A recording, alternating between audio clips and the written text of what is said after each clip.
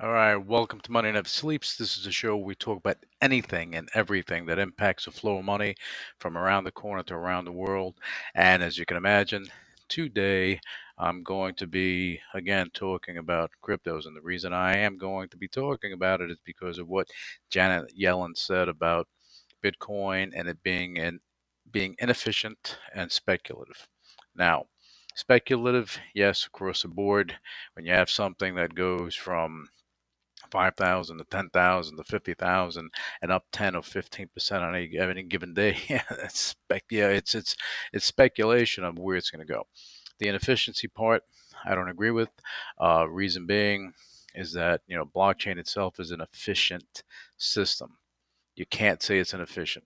Now, Bitcoin itself, as far as the utility is concerned, that's a different story. The utility, what is it?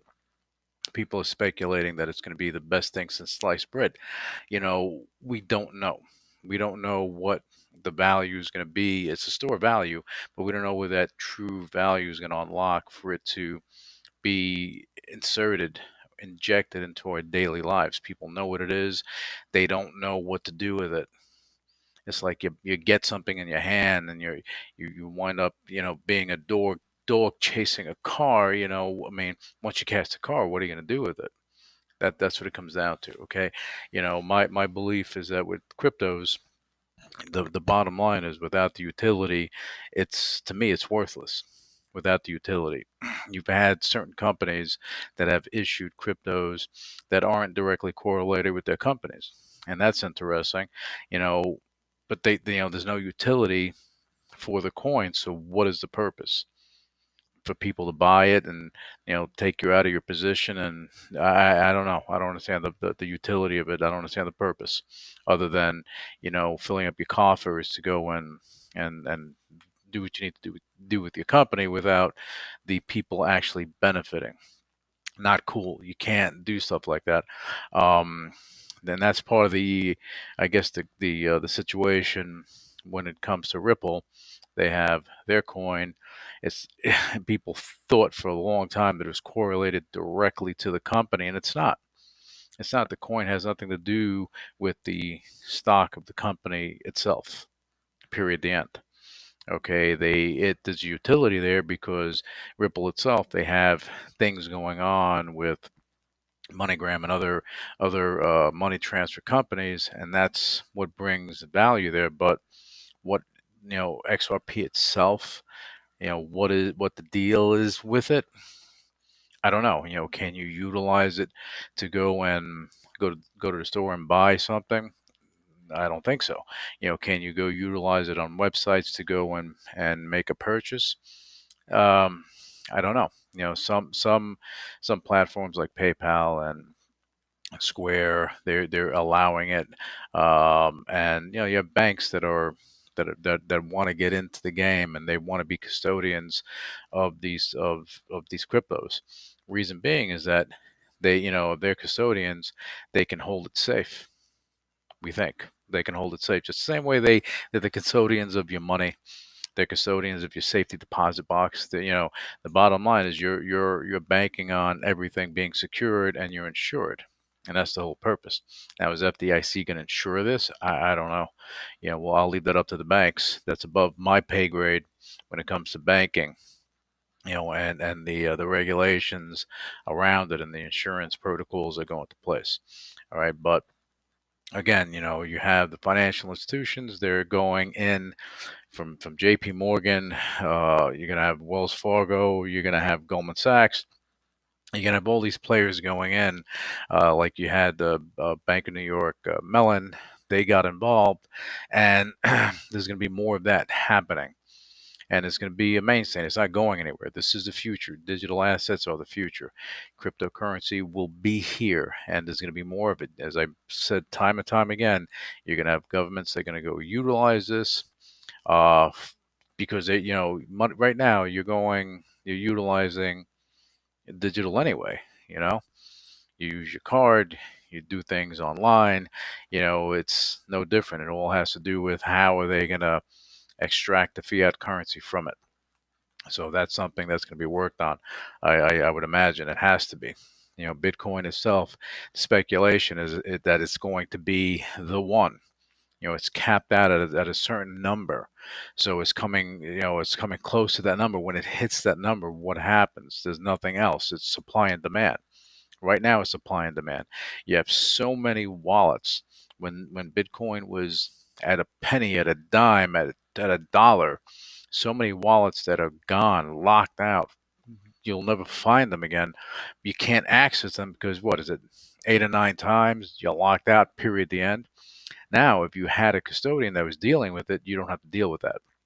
You don't have to worry about that. They have it. They have everything stored there in cold storage or however they're doing it. It's there. So, it protects you if you lose your password. They have it. They know. They have everything under their watchful eye. So that's a benefit. But as far as the the actual utility, you have some smart people that are trying to figure it out, and they will at some point. But with those cryptos that are out there, you guys that are putting your money into them, there's a gamification of cryptos that's there. Same way there was a gamification with the GameStops and AMC's of the world and all that stuff was happening. They thought that they can keep doing it. They can do it with silver. They can do it with cannabis stocks and so on and so forth. The bottom line is, at some point, you know, the music stops and you take the last chair and other people will fall. And a lot of people lost a lot of money by playing that game. So be educated. Okay, understand whether it's stocks, whether it's cryptos, know what you're getting involved with. And I just say with cryptos, look for the utility. You have the utility, you have value.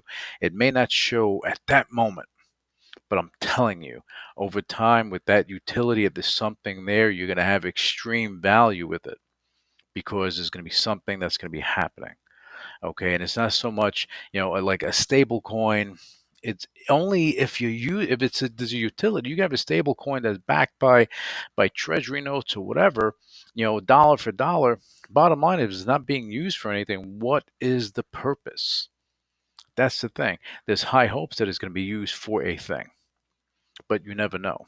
So the utility is important. And this is when the Amazons of the world and the Facebooks of the world and technology companies and e-commerce companies, this is when they become king in that arena, because the bottom line is you need them in order for the utility to happen.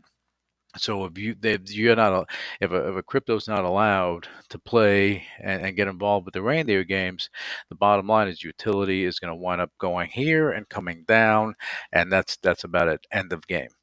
End of game. So just be careful what you're getting involved with. If you see a crypto project that is geared up for true utility, that's the win. That is the win. If you don't have something like that and it's just a coin that's issued for just to be issued, then you're running the risk of getting charred, and it'll happen at some point. It's happened time and time again with stocks. I take pink sheets and over the counter stocks and things like that really are the penny stocks, and you put that in line with these cryptos that are issued. People speculating, and I say it and I can't say it enough. Look for the utility. If a project has a utility and they're telling you this is utility and this is what it's going to be used for and this is how it's going to work, and you see the value there, then you sit tight and you see it through. Other than that, I would be very weary about these other projects that are out there, because you don't know. Anyway, that's about it for this episode of Money Never Sleeps, and then we'll be back with you for the next episode. I just want to say that what I do here with the show is live and in color. There's no editing or anything that's done. And I do this exclusively on Vero Hive, and what you're going to see is more and more features and everything coming into this, and it's pretty cool because it makes it easier to get things like this done. All right. Anyway, thank you for joining me, and we'll be back with you for the next episode.